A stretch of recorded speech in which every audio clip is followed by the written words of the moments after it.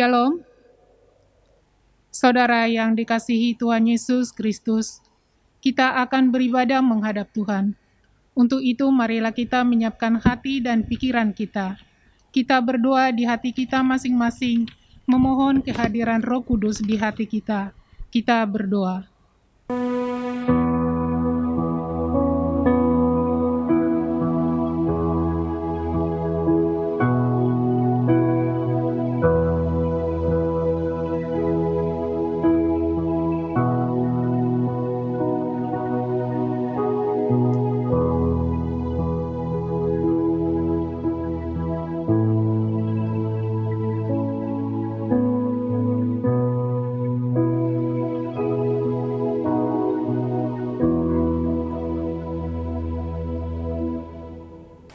Amin. Jemaat yang dikasihi Tuhan, selamat hari Minggu dan selamat beribadah bagi kita semua. Oleh kemurahan Allah yang jauh lebih besar dari segala dosa dan pelanggaran kita, kita masih dilayakkan untuk datang ke hadapan-Nya yang kudus. Segala puji syukur hanya bagi-Mu ya Tuhan, sebab meskipun kami tidak layak untuk datang ke hadapan-Mu, tetapi Engkau senantiasa melayakkan kami oleh karena kemurahan-Mu yang besar. Oleh sebab itu, terimalah sembah dan pujian kami, umat-Mu yang berdosa ini. Ibadah kita hari ini kita rayakan dengan topik kemurahan Allah yang menyelamatkan. Marilah kita menyadari bahwa kemurahan Allah terbuka bagi kita setiap saat. Asalkan kita mau merendahkan hati di hadapan-Nya untuk mengakui dosa-dosa kita. Marilah kita satukan hati kita memuji Bapa kita yang pemurah. Mari kita bernyanyi.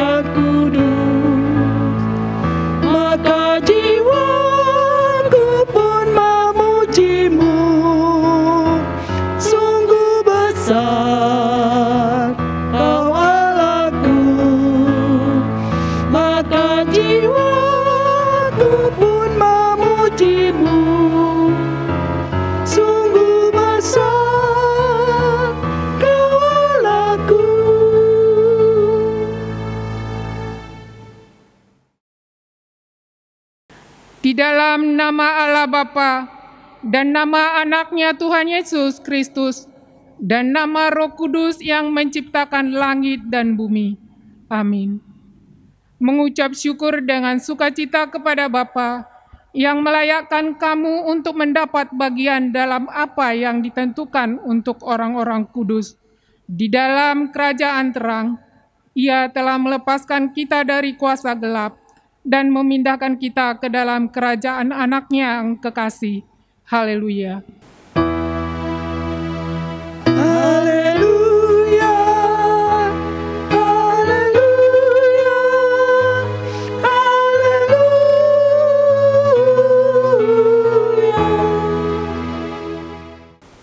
Marilah kita berdoa. Ya Tuhan Allah, Bapa kami yang ada di sorga, segala puji syukur, kemuliaan, dan hormat kami sembahkan di hadapan-Mu. Karena Engkau masih memperkenankan kami orang-orang berdosa untuk datang ke hadapan-Mu. Di dalam anak-Mu Tuhan Yesus Kristus, Juru Selamat kami yang hidup, Engkau senantiasa memberikan rahmat-Mu, yaitu pengampunan akan dosa-dosa kami. Engkau juga senantiasa memberikan kasih karunia-Mu, yang membuat kami menjadi ahli waris kerajaan-Mu. Semua itu Engkau berikan kepada kami secara cuma-cuma, bukan karena kebaikan kami, dan bukan karena kekudusan kami, melainkan semata-mata hanya karena kasih sayang-Mu kepada kami, dan kesetiaan-Mu kepada janji-Mu yang suci itu. Oleh sebab itu, kiranya melalui ibadah ini, kami benar-benar menyadari kasih karunia Tuhan dalam hidup kami, sehingga kami dikuatkan untuk meninggalkan jalan hidup kami yang lama, dan memulai hidup baru di dalam Tuhan Yesus Kristus Tuhan kami. Amin.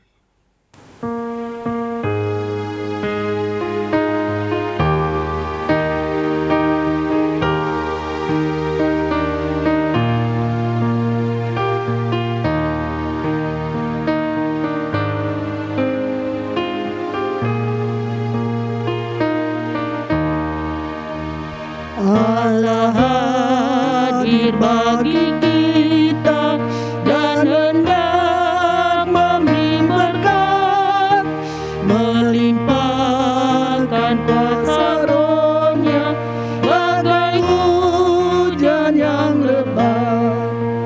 Dengan Roh Kudus ya Tuhan, umat-Mu berkatilah, barui hati kami, oh curahkan karunia.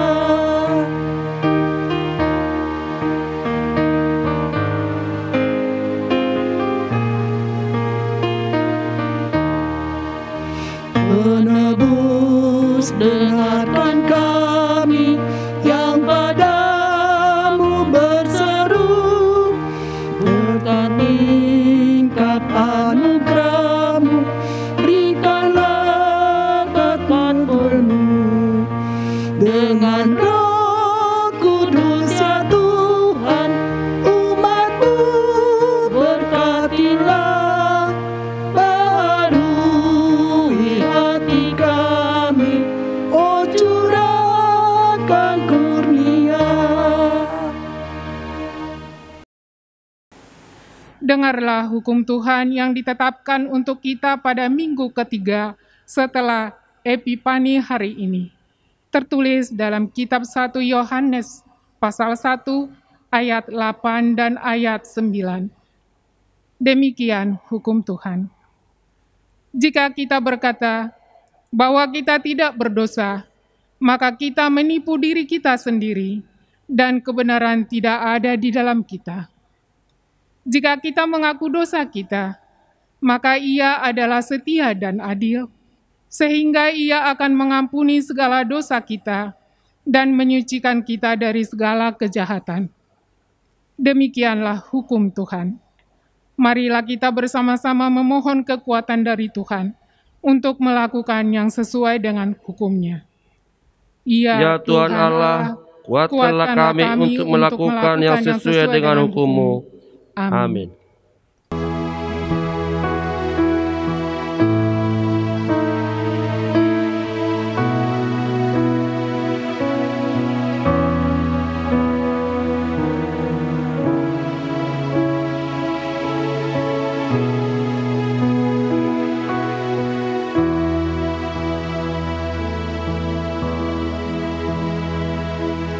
Sungguh lembut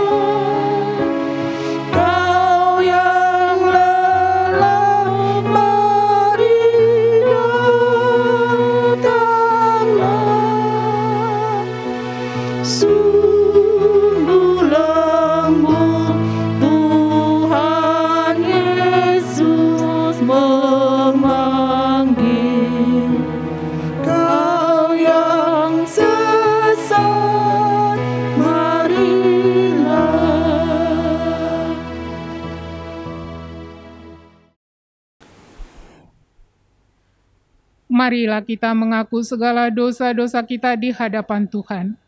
Marilah kita berdoa dalam hati kita masing-masing.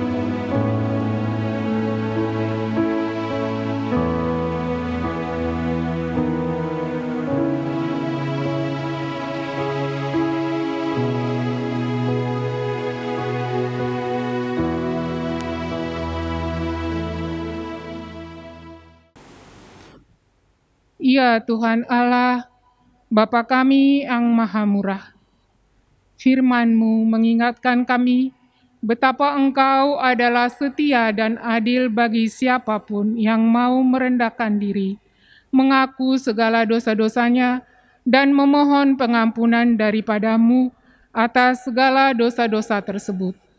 Engkau tidak pernah menahan pengampunan-Mu. Sebaliknya, Engkau selalu memberikannya berlimpah-limpah tiap kali kami datang memohon di hadapan-Mu. Namun disinilah letak kelemahan kami manusia, di mana kami tidak menyadari akan dosa-dosa kami dan merasa bahwa kami baik-baik saja. Kami sering seperti orang Farisi yang melihat selumbar di mata saudara kami, namun tidak melihat balok di mata kami sendiri.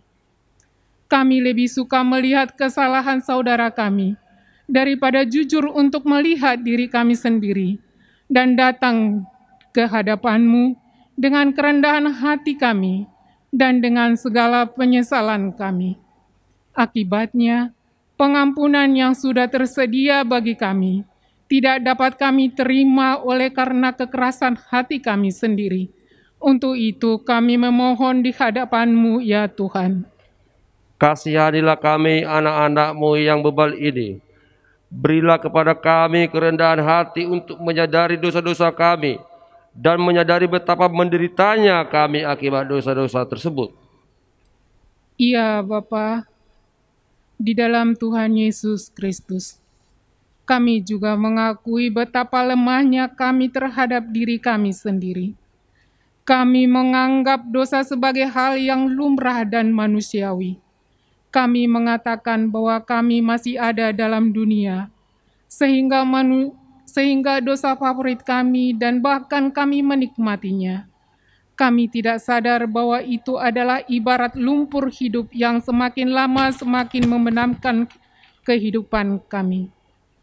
Kami enggan untuk berani memilih Tuhan dan meninggalkan segala dosa-dosa kami. Kami sungguh-sungguh hina dan tidak layak di hadapan-Mu yang kudus itu. Untuk itu kami memohon kepada-Mu, ya Tuhan. Kasihanilah kami dan terimalah penyesalan kami, ya Tuhan Allah yang Maha Pengasih dan Pemurah. Berikanlah kepada kami kekuatan untuk melawan segala dosa dan pencobaan, agar kami layak menjadi anak-Mu dalam Yesus Kristus. Ya Tuhan Allah, Bapa kami yang Maha Kuasa, Engkau mengasihi kami orang yang hina dan tercela ini. Kami datang ke hadapan-Mu mengaku segala dosa dan kesalahan kami. Sejak dilahirkan kami sudah bergelimang di dalam dosa. Kami tersesat dan menyimpang dari jalan Tuhan. Kami sering melanggar hukum-Mu. Ya Tuhan kami, janganlah mengingat dosa dan pelanggaran kami pada masa muda, tetapi ingatlah kami sesuai dengan kasih setia-Mu oleh karena kemurahan-Mu. Ya Tuhan, lapangkanlah hati-Mu terhadap kami orang berdosa ini. Amin.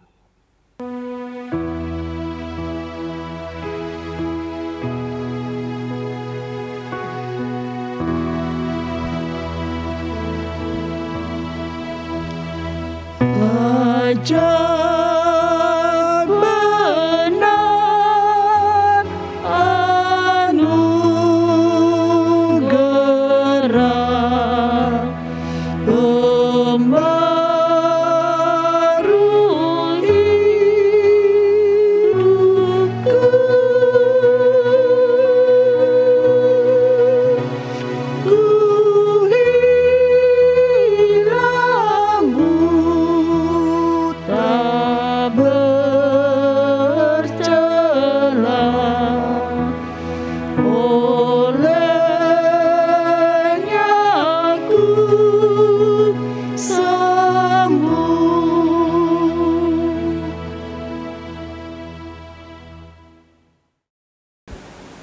Dengarlah janji Tuhan tentang pengampunan dosa-dosa kita. Karena begitu besar kasih Allah akan dunia ini, sehingga Ia telah mengaruniakan anaknya yang tunggal, supaya setiap orang yang percaya kepadanya tidak binasa, melainkan beroleh hidup yang kekal. Kemuliaan bagi Allah di tempat yang maha tinggi. Amin.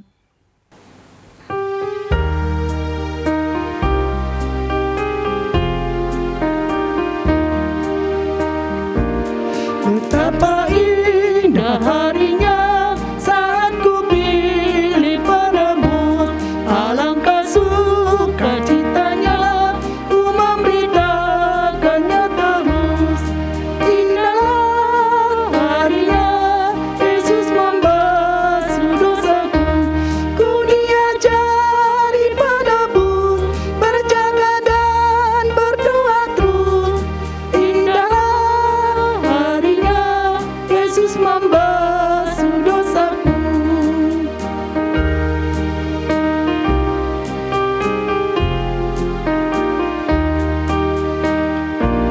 Betapa indah janjinya yang telah mengikat hatiku, ku beri kasihnya padanya serta menyanyi bersyukur.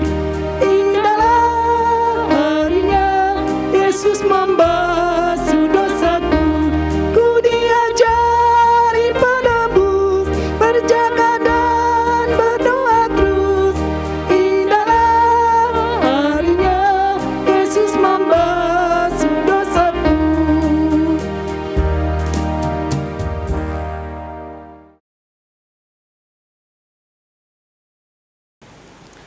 Marilah kita mendengarkan firman Tuhan yang ditetapkan menjadi epistel pada minggu ketiga setelah Epifani hari ini, yang tertulis dalam Markus pasal 1 ayat 14 sampai ayat 20.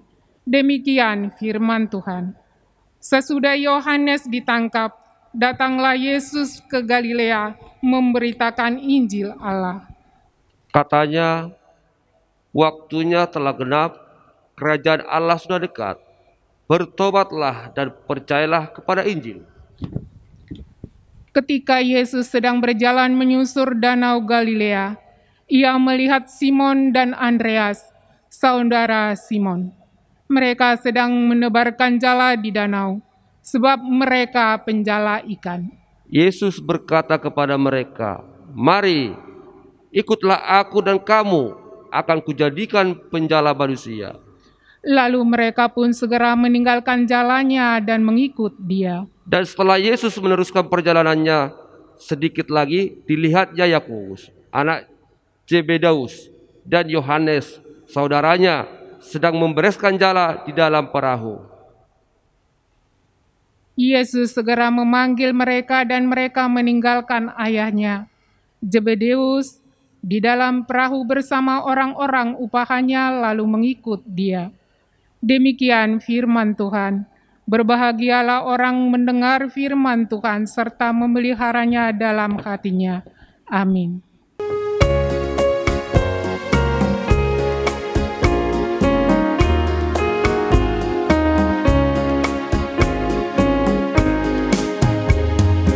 Ikuti Kau saja Tuhan, jalan damai bagiku.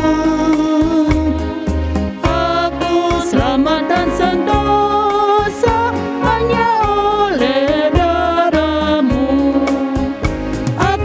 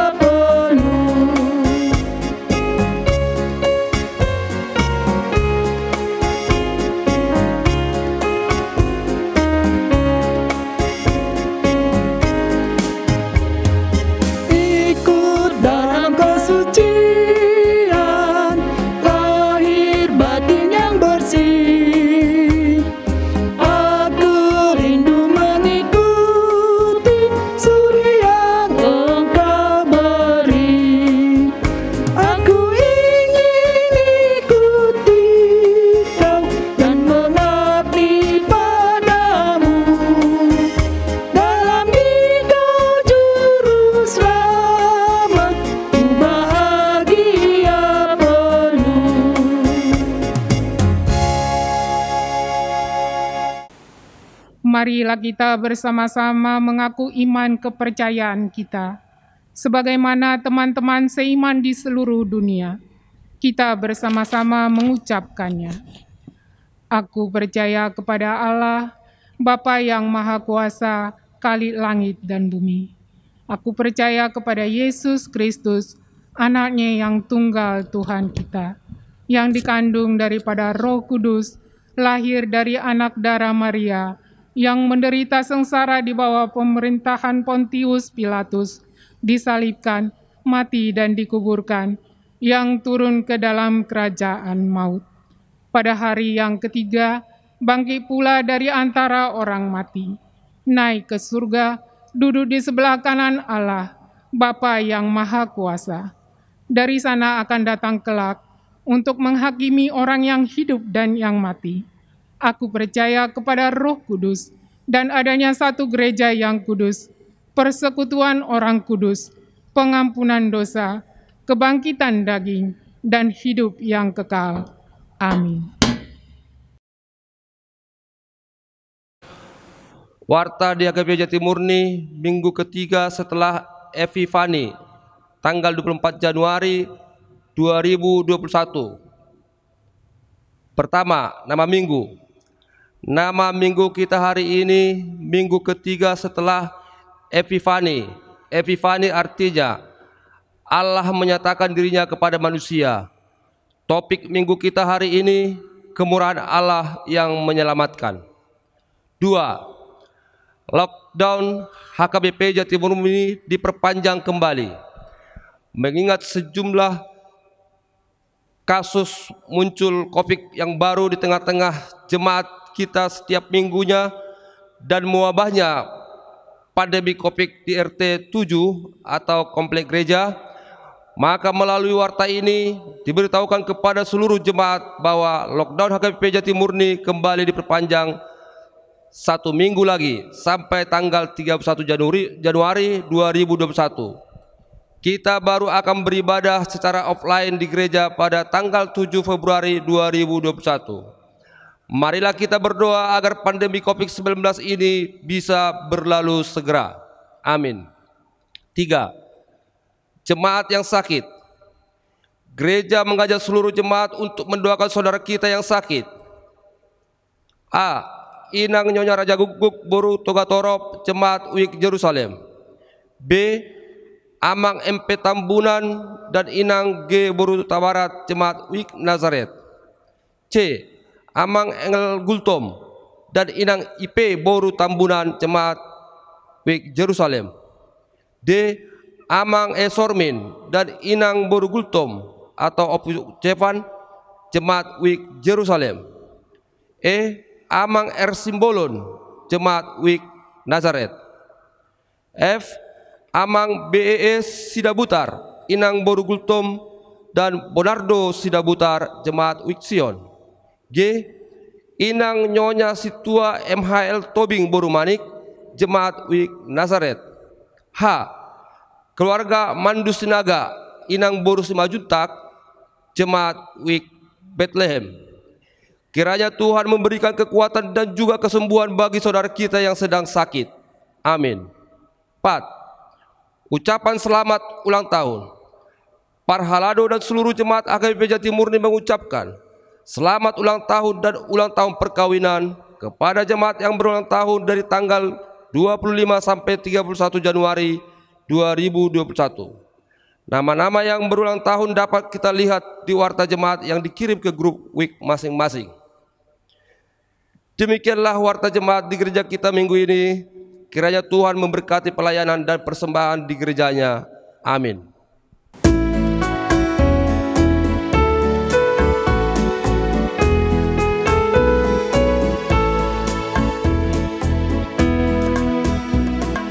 Yesus memanggil, mari segera ikutlah jalan selamat baka. Jangan sesat dengar sabdanya, hai marilah segera.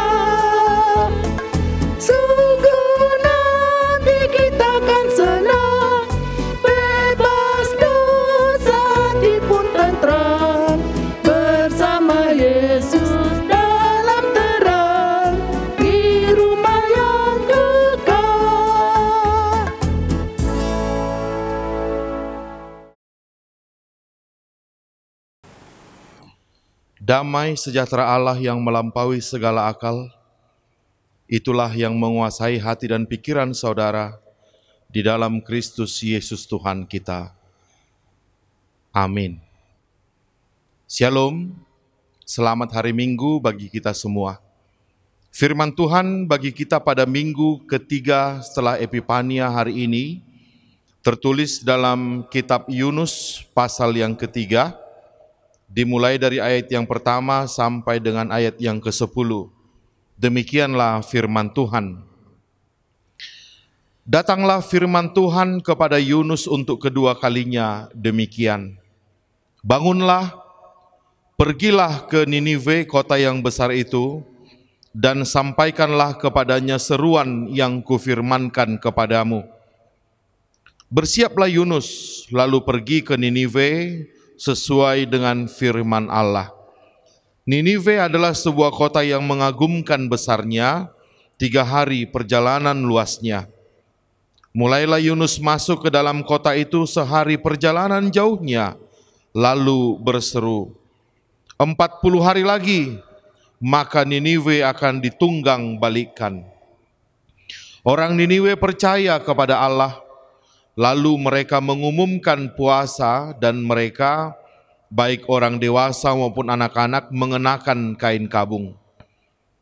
Setelah sampai kabar itu kepada raja kota Ninive, turunlah ia dari singgasananya, ditanggalkannya jubahnya, diselubungkannya kain kabung, lalu duduklah ia di abu. Lalu atas perintah raja dan para pembesarnya, orang memaklumkan dan mengatakan di Ninive demikian, manusia dan ternak, lembu sapi dan kambing domba tidak boleh makan apa-apa, tidak boleh makan rumput dan tidak boleh minum air. Haruslah semuanya, manusia dan ternak, berselubung kain kabung dan berseru dengan keras kepada Allah, serta haruslah masing-masing berbalik dari tingkah lakunya yang jahat dan dari kekerasan yang dilakukannya. Siapa tahu, mungkin Allah akan berbalik dan menyesal serta berpaling dari murkanya yang bernyala-nyala itu, sehingga kita tidak binasa. Ketika Allah melihat perbuatan mereka itu, yakni bagaimana mereka berbalik dari tingkah lakunya yang jahat, maka menyesallah Allah karena malapetaka yang telah dirancangkannya terhadap mereka, dan ia pun tidak jadi melakukannya. Demikianlah firman Tuhan. Dan topik minggu kita hari ini adalah kemurahan Allah yang menyelamatkan. Bapak, Ibu, saudara-saudara, jemaat yang dikasihi Tuhan, kita mengenal Allah itu Maha Pemurah, Allah itu Maha Kasih. Dan jika kita bertanya bagaimana, apa bentuk kemurahan Allah, maka ada banyak bentuk kemurahan Allah. Sebut saja Allah yang mengampuni, Allah yang menebus, Allah yang menciptakan, Allah yang memelihara, Allah yang menopang. Dan juga ada Allah yang mengutus, dan seterusnya. Maka pada perikop kita hari ini, firman Tuhan mengajak kita untuk merenungkan 2 bentuk kemurahan Allah yang sangat tegas disampaikan oleh perikop ini kepada kita. Apa itu? Iya, kita tahu kalau sudah berbicara tentang kota Ninive, berarti ini berbicara tentang Allah, kemurahan Allah yang mengampuni. Tapi sebelum kita melihat itu, terlebih dahulu kita diajak untuk menyadari satu bentuk kemurahan Allah yang lain terlebih dahulu. Yaitu apa? Kemurahan Allah yang mengutus. Ini yang sering kita lupakan. Yang sering kita ingat, sering kita bicarakan adalah tentang tindakan Allah yang mengampuni. Tapi sebelum itu dilakukan, sering sekali Allah terlebih dahulu menunjukkan kemurahannya dengan cara mengutus orang-orang untuk menyampaikan berita pengampunan itu. Itu sebabnya perikop kita ini dimulai dari Allah memanggil dan juga mengutus Yunus. Dan kita tahu ya, ini adalah panggilan yang kedua. Panggilan yang pertama, Yunus itu lari dari suruhan Allah gitu. Sehingga Kita tahu cerita yang di sekolah minggu, dia naik kapal, kemudian datang badai, dan setelah diundi, dia yang harus dibuang ke laut gitu. Nah, ini panggilan yang kedua setelah dia keluar dari perut ikan. Maka pergilah Yunus, akhirnya mengikuti suruhan Allah kepadanya. Allah mengutus Yunus untuk menyampaikan seruannya supaya orang Ninive bertobat, kalau tidak 40 hari lagi kota itu akan ditunggang balikkan. Jemaat yang dikasihi Tuhan, mengutus atau menyuruh itu adalah salah satu wujud dari kasih. Walaupun ada sebagian orang menyuruh itu bukan dalam rangka mengasihi ya, tapi dalam rangka memanfaatkan. Bahkan ketika dia diiya-iyakan, maka dia akan terus-menerus menyuruh. Itu yang terjadi kepada anak kita. Sekali, dua kali dia menyuruh kita dan kita mau terus, maka untuk seterusnya dia akan menyuruh kita. Maka itu sebenarnya bukan wujud kasih. Tapi menyuruh itu bisa menjadi wujud kasih. Itu sebabnya orang tua yang mengasihi anaknya, mereka harus menyuruh anaknya. Mengapa dikatakan menyuruh itu menjadi wujud kasih? Sebab yang pertama ya, dengan menyuruh, kita melatih orang itu untuk mampu akhirnya nanti menyuruh dirinya sendiri. Dan ini adalah basic atau dasar dari kedisiplinan. Orang yang disiplin adalah orang yang mampu menyuruh dirinya sendiri. Nah, supaya orang bisa menyuruh dirinya sendiri menjadi orang disiplin, dia harus terlebih dahulu mau disuruh oleh orang lain. Dan itu dimulai dari dia mau disuruh oleh orang tuanya. Nah, bagaimana dia bisa mau disuruh kalau orang tuanya sendiri tidak pernah menyuruh? Atau ketika orang tuanya sekali menyuruh, tapi kemudian ketika ditolak, orang tuanya langsung berhenti. Maka anak ini kecil sekali kemungkinan akan mampu nanti menyuruh dirinya sendiri dan menjadi orang yang disiplin. Itu sebabnya salah satu wujud dari kasih kita kepada anak adalah dengan menyuruh mereka. Tapi menyuruh mereka apa yang patut mereka kerjakan, apa yang sudah pantas mereka lakukan. Seperti halnya Allah menyuruh, mengutus utusan-utusannya. Termasuk nanti yang paling tinggi, Allah mengutus anaknya sendiri. Maka itulah yang pertama, mengapa menyuruh atau mengutus disebut sebagai salah satu wujud dari kasih, wujud dari kemurahan. Yang kedua, menyuruh atau mengutus disebut wujud dari kasih, karena dengan menyuruh kita melatih orang itu menjadi lebih expert, lebih ahli, ya. Dengan terus-menerus mungkin kita menyuruh anak kita untuk merapikan kamarnya, untuk mencoba untuk mencuci pakaiannya, untuk memasak nasi, kemudian lebih tinggi lagi untuk menyapu rumah, mengepel. Maka ini akan membuat dia menjadi semakin expert, menjadi semakin tinggi. Atau mungkin menyuruh anak kita untuk berlatih musik, atau berlatih komputer, atau apapun itu, maka lama-kelamaan dengan suruhan kita itu dia akan menjadi semakin ahli, semakin terampil untuk melakukan itu. Kebalikannya orang yang tidak mau disuruh, dia lama-lama akan semakin turun, akan semakin turun, akan semakin turun. Ilustrasi ini bisa kita lihat di Yunus pasal 1 ya. Ketika Allah menyuruh dia, tapi kemudian dia lari, apa yang terjadi? Yunus semakin turun. Dari daratan dia turun ke kapal, dari kapal dia turun ke dek yang paling bawah, kemudian dari dek yang paling bawah dia turun ke dalam laut, dan kemudian setelah turun ke dalam laut, turun lagi ke perut ikan. Itu gambaran dari turunnya dia ke titik terendah dalam hidupnya. Syukur Allah masih menyertai dia. Tapi ini adalah gambaran bagi orang-orang yang tidak pernah mau disuruh. Disuruh apapun itu, maka dia akan semakin jatuh. Banyak orang yang senang karena dia tidak melakukan suruhan orang lain. Tapi di saat yang bersamaan dia tidak sadar bahwa dia sedang jatuh ke titik terendah. Banyak orang cemberut karena dia disuruh. Tapi sebenarnya yang tidak dia sadari, dengan suruhan itu dia sedang diangkat ke titik yang lebih tinggi dari kehidupannya. Itu sebabnya Allah menyuruh, Allah mengutus. Itu adalah salah satu wujud kasih-Nya kepada manusia.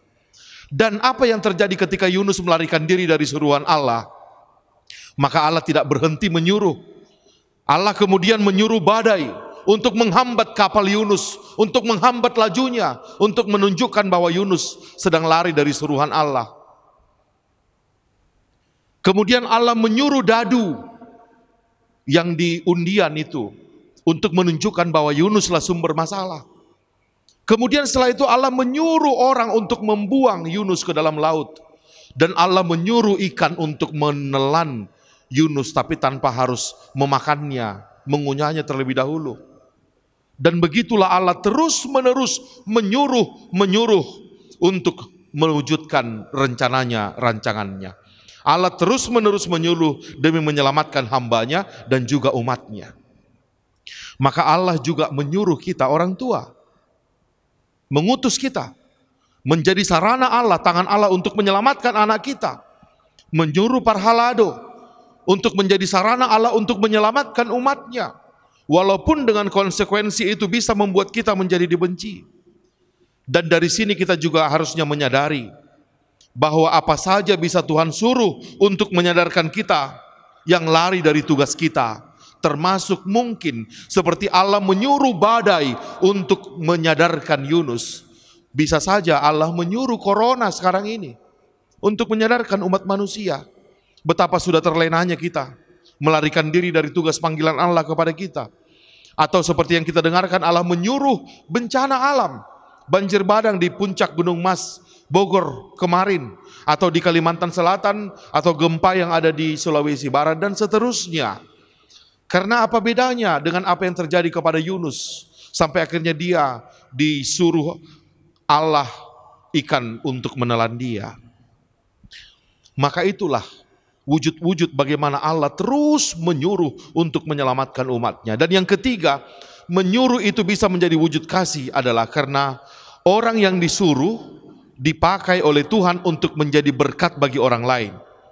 Lewat suruhan Tuhan kita terhubung dengan orang lain. Kita ini menjadi seperti sekarang adalah buah dari mata rantai pengutusan Tuhan yang sangat banyak sekali. Dimulai dari Tuhan menyuruh orang tua kita ketika kita masih bayi. Kemudian Tuhan menyuruh guru kita ketika kita mulai TK belajar membaca dan seterusnya. Tuhan menyuruh dokter ketika kita pernah mungkin mengalami penyakit yang sangat berat. Tuhan menyuruh perawat untuk menjaga kita. Tuhan menyuruh banyak orang untuk berperan dalam kehidupan kita. Tuhan menyuruh orang lain dan mereka mau mengerjakan homeworknya, tugasnya itu. Sehingga dengan kerelaan mereka, kita ikut diberkati. Kita ini adalah dampak dari mata rantai orang-orang yang mau diutus Tuhan untuk menyelamatkan diri kita. Maka ini yang terlebih dahulu kita sadari ketika kita berbicara kemurahan Tuhan. Bukan langsung berbicara tentang pengampunannya. Tapi di sisi lain ketika kita berbicara tentang kemurahan Allah dari wujud pengutusannya, maka itu juga yang menjadi tugas kita. Kita juga diminta untuk menjadi utusan Allah kepada siapapun, untuk menjadi tangan Allah, berbicara kepada orang, untuk menyadarkan mereka akan kesalahannya, terlebih dahulu kepada orang-orang terdekat kita. Dan kita diutus juga untuk menjadi berkat bagi orang lain. Agar apa? Kemurahan Allah yang telah kita terima melalui kemauan orang untuk melakukan pengutusan Allah terhadap diri mereka kepada kita, kita juga melakukannya kepada orang lain. Itulah wujud kemurahan Allah yang pertama yang diminta untuk kita renungkan pada minggu ini. Dan yang kedua, wujud kemurahan Allah yang harus kita renungkan adalah yaitu kemurahan Allah yang mengampuni. Tadi kemurahan Allah yang mengutus. Kalau kita baca di ayat 5 sampai dengan ayat 10, ketika Yunus sudah sampai ke Niniwe dan dia mengatakan di ayat 4, 40 hari lagi ya, kalau kalian tidak bertobat, maka Allah akan menjungkir balikkan kota ini. Maka Niniwe kemudian sadar kemudian menyesali dosanya, dan kemudian mereka bertobat, dan akhirnya di ayat 10 dikatakan Allah tidak jadi mendatangkan murkanya.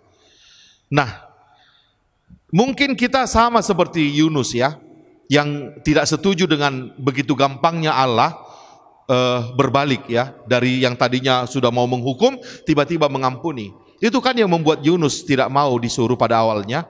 Yunus mengatakan kepada Tuhan, nah itulah nanti kalau aku pergi ke sana mereka berubah, kau langsung mengampuni Tuhan. Padahal mereka sudah terlanjur banyak sekali melakukan dosa, terlalu enak mereka kalau langsung diampuni. Tapi begitulah cara Tuhan, dan begitulah memang wujud dari pengampunan Tuhan.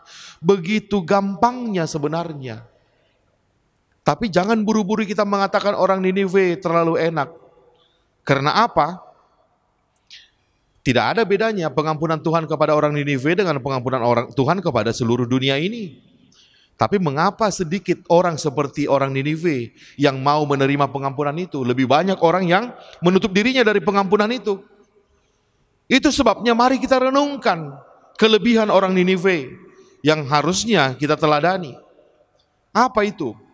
Yang pertama, agar orang Niniwe bisa menerima pengampunan dari Tuhan, mereka harus sadar terlebih dahulu akan kondisinya yang berdosa. Nah, ini yang banyak susah sekali dilakukan oleh manusia, menyadari dosanya. Pengampunan Allah terbuka bagi siapa saja, tapi hanya bagi orang yang memang menyadari bahwa dia berdosa. Pengampunan Tuhan tidak akan berjalan bagi orang yang tidak menyadari bahwa dia berdosa. Nah, disinilah banyak sekali masalah kita. Susah sekali menyadari kita berdosa. Di ibadah dengan bahasa liturgis kita sudah terlalu gampang mengatakan kita berdosa, sehingga kata-kata itu tidak berpengaruh lagi bagi kita. Tapi begitu dikatakan kita pembohong, kita pencuri, kita langsung marah. Itu menunjukkan bahwa kita sudah terlalu biasa dengan kata dosa dan kita tidak sadar bahwa apa dampak dosa itu bagi kita. Nah, ada 3 hal yang membuat orang susah menyadari bahwa dia berdosa. Yang pertama, dia merasa waktunya masih banyak, kesempatan hidupnya masih panjang. Ikuti aja, nikmati aja dunia ini.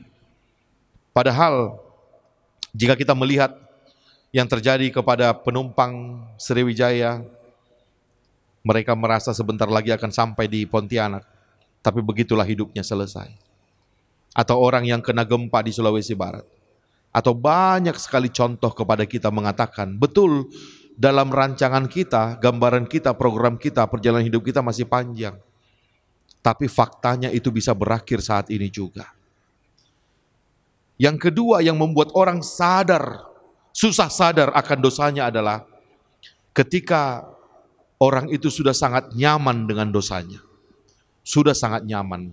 Ada sebuah ilustrasi yang menarik mengenai kenyamanan orang di dalam dosa, ya, yaitu cerita tentang bagaimana orang Eskimo menangkap serigala yang menjadi musuh mereka sehari-hari, binatang buas. Nah, mereka akan memotong hewan, kemudian darahnya itu akan dibekukan, kemudian mereka akan memasukkan pisau ke dalamnya, baru darah itu dibekukan, ya. Jadi pisau ini sudah ada di dalam darah yang beku. Nah, kemudian itu dipakai untuk memancing serigala. Dan betul serigala akan datang, kemudian dia menjilat darah yang sudah beku itu, tanpa sadar nanti dia akan menjilat pisau itu, lama-lama pisau itu yang akan dia jilat, dan lidahnya itu sudah tidak sadar lagi bahwa sudah berdosa karena sudah beku, udah kebas karena dinginnya, dia menjilat darah yang beku. Nah, maka begitulah akhirnya pisau itu menghancurkan dia, atau kenikmatannya menikmati darah itu sendiri yang akan menghancurkan dia. Maka begitulah gambaran orang dalam melakukan dosanya. Dia menikmati terus tanpa dia sadar dosa itu sudah menyergap kehidupannya. Itu sebabnya dosa itu digambarkan sebagai lumpur hidup. Sekali kita lakukan maka dia akan menjebak kita masuk ke dalamnya terus menerus. Maka tidak gampang menjadi seperti orang Niniwe. Tidak gampang. Hebat mereka bisa sadar dari dosanya sementara kota itu memang kota yang sangat berdosa. Dan yang ketiga yang membuat susah sadar akan dosa kita adalah karena Tuhan membiarkan orang melakukan dosa. Seandainya Tuhan langsung menghukum plak begitu, kita akan langsung bertobat. Tapi disinilah letaknya. Dari awal Tuhan sudah memberikan kepada kita kebebasan untuk memilih, dan Tuhan tidak langsung menghukum. Akhirnya kita enak terus melakukan dosa itu. Inilah tantangannya, panggilan Tuhan kepada kita. Seperti di ayat 4-5, sadarilah akan dosamu, agar kemurahan Allah itu bekerja. Bahkan banyak kejadian sekitar kita sekarang ini untuk membawa kita menyadari betapa dunia ini hancur karena dosa-dosa kita. Nah, setelah kita menyadari, setelah orang Ninive menyadari dosanya, apa yang mereka lakukan? Di ayat 6-7, mereka menyesali dosa itu. Dan kemudian setelah mereka menyesali dosa itu, di ayat 8-9, mereka bertobat dan berbalik 180 derajat. Bertobat artinya berbalik, putar balik langsung. Nah, banyak orang hanya berhenti sampai di tahap menyesali. Tapi kemudian untuk berbalik terus menerus itu susah. Jangankan berbalik dari dosa kita, bertobat dari kesalahan-kesalahan biasa kita pun kita susah.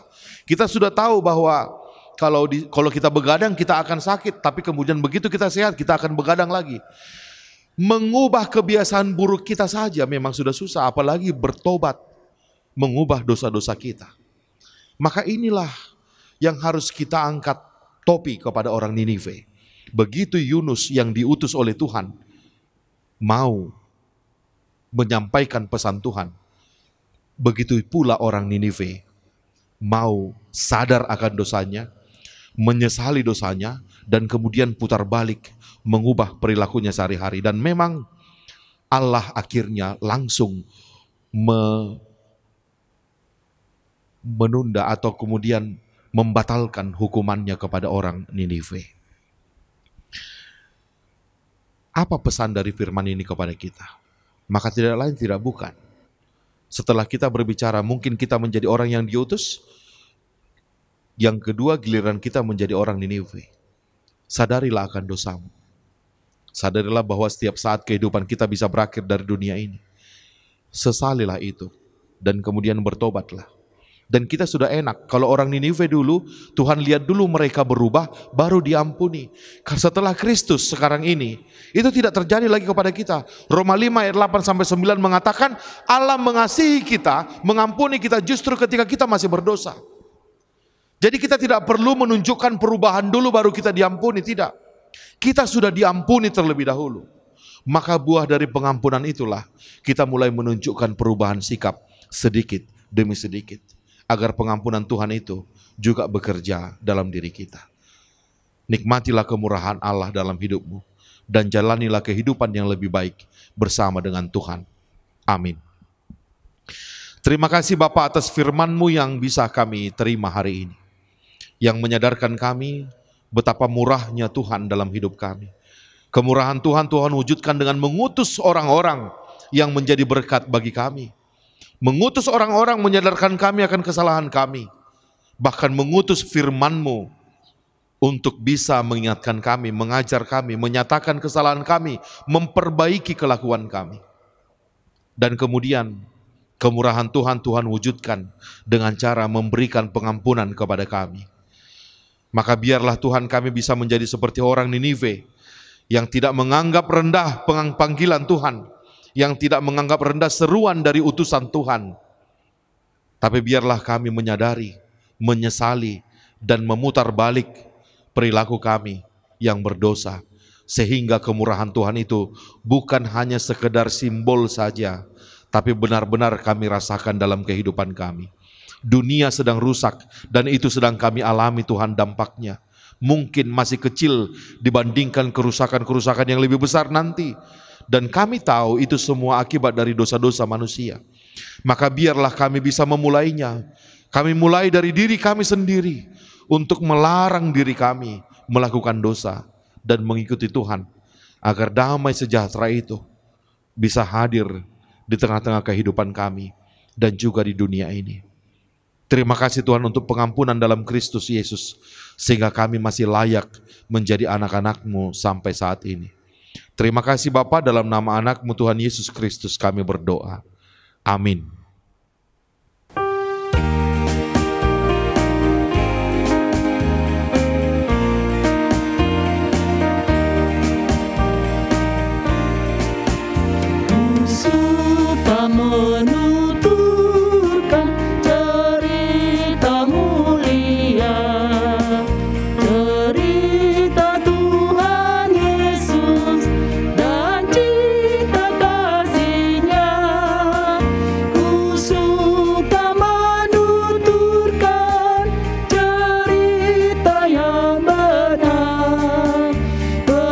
tawar hati rindu, pelipur terbesar. Ku suka menuturkan, ku suka memasyurkan cerita Tuhan Yesus dan cinta kasih-Nya.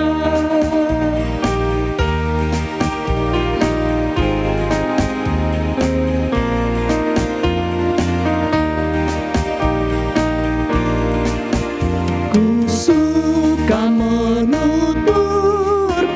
cerita mulia, pun bagi yang percaya tak hilang indahnya. Dan nanti ku nyanyikan di surga yang kekal cerita termulia yang lama ku kenal. Ku suka menuturkan, ku suka memasyurkan cerita Tuhan Yesus dan cinta kasih-Nya.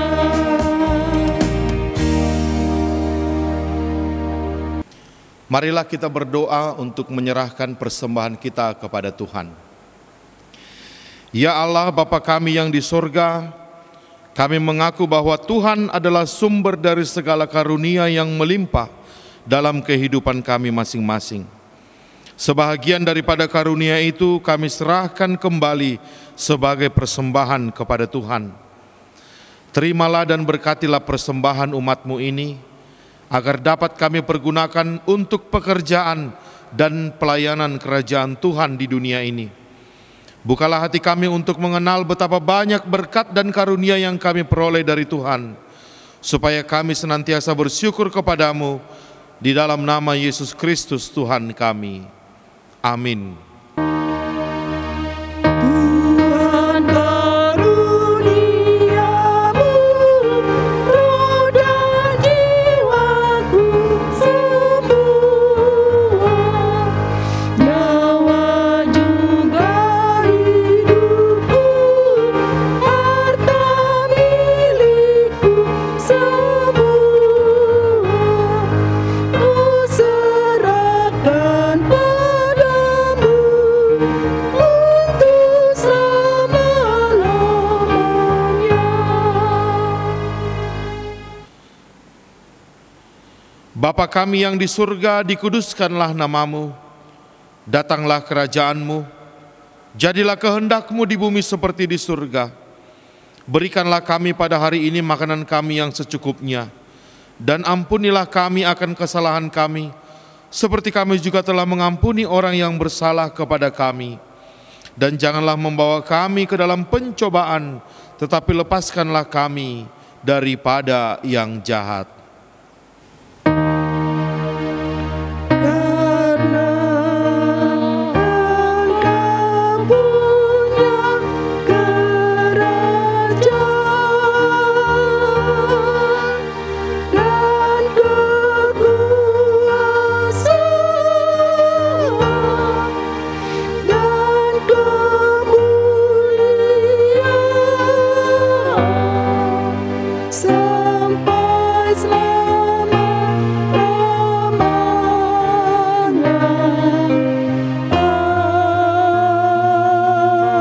Amin. Terimalah berkat dari Tuhan. Tuhan memberkati engkau dan melindungi engkau. Tuhan menyinari engkau dengan wajah-Nya dan memberi engkau kasih karunia. Tuhan menghadapkan wajah-Nya kepadamu dan memberi engkau damai sejahtera.